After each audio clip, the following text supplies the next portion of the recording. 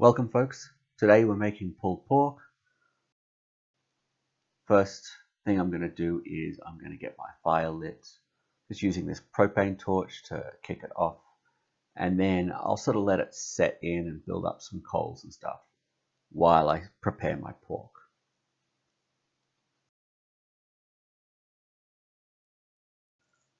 I've got two Boston butts, so I'm going to pull them out of their bag and I'm going to rub them down with some of this blue shop towel. And that's just to get any of the excess purge and stuff that was in the bag with the meat. Give me a good, clean, fresh piece of meat to start from. And then I'm going to trim off extra fat. I would prefer to render that fat down in a pan and then have some beautiful lard, than to render it down into the bottom of my pit.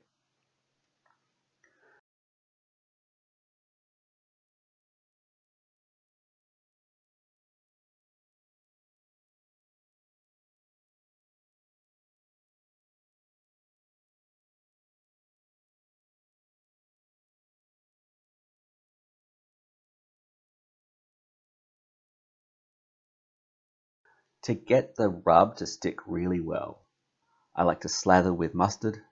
Just regular cheap yellow mustard is fine. You can also use oil or mayonnaise or any kind of thick saucy kind of thing that doesn't have a ton of flavor. And so we're just going to give it a really good solid rub down. Make sure the entire piece of pork is slathered in that mustard. Once we've done that, we're going to add our rub. We give really good generous dusting of rub. I'm using one of the meat church rubs here. You can see I'm really generous. For pulled pork, I like a rub that has a fair bit of sugar in it and also a good bright red color. And then I'm just going to leave it for about 10 minutes and that's going to let it set. You can see it's kind of wet on the outside now as the salt and sugar in the rub has started to draw out some of the moisture from the pork. We flip it over and then we apply rub to the other side. I'm getting super low on rub, so I'm going to switch across to Hardcore Carnivore Red. And I use this as a secondary rub over the top anyway, so I was always planning on using this. And you can see I'm just kind of finishing it off. I'm just watching the edges, making sure I don't lose too much rub off the edge. And also putting my hand on the edge like that helps it stick to the edges as it's falling down.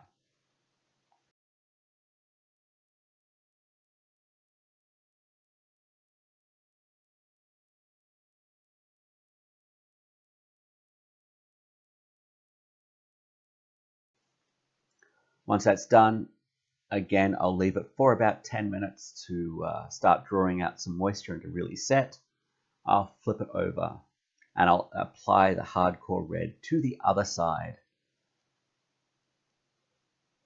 You can see the other side has also drawn out the moisture, so it's going to be a perfect vehicle to get more rub attached.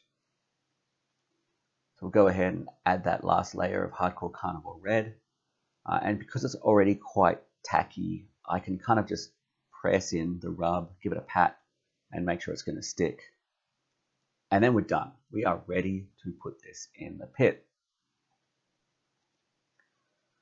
So your pit should be around 250. I like 275, but the main thing is you have a good clean burning fire and good clean smoke. I'm putting the pork butts in about the center of my pit. The fire side is hotter, the chimney side is hotter.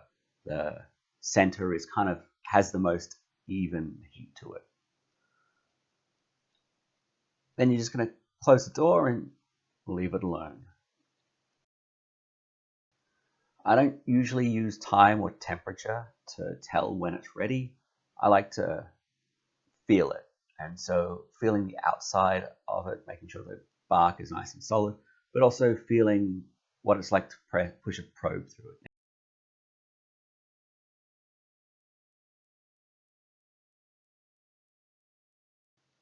When it's finally ready, I wrapped it in foil, left it for about an hour, and then came back to it, pulled the foil off, and did that ultimate pulled pork test of tugging on the bone. And if the shoulder blade bone comes out easily and cleanly, you know you've done well. Sometimes a little bit of meat sticks to it, but you can see that pulled right off. So I feel like this is going to be a pretty good pulled pork. We will check the other shoulder just to be sure. And again, the bone's just pulling out pretty cleanly.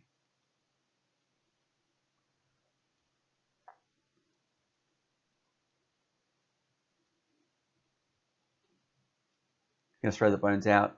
I guess you could keep them for soup or something. And then you're just going to start shredding the meat. You can see here I'm wearing 2 pairs of gloves. I have a pair of cotton gloves underneath a pair of the black nitrile gloves. And that just gives me some insulation, some protection from the high heat of the pork. And that lets me use my hands to pull the pork. You can use forks, you can use tongs, you can use those bear claw things, but I feel like there's nothing better than just getting your hands in there and kind of shredding the meat by hand, really touching it and feeling it and understanding the textures of the pork and the textures of the bark as you're pulling it with your hands.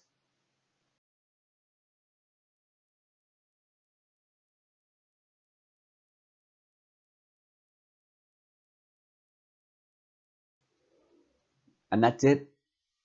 I'm not going to add any extra sauce or vinegar to this because I'm going to be packaging it up and freezing it in 1 pound portions. So if I want to sauce it for pulled pork sandwiches, I will do that when I'm going to eat it, not right now. Thanks for watching.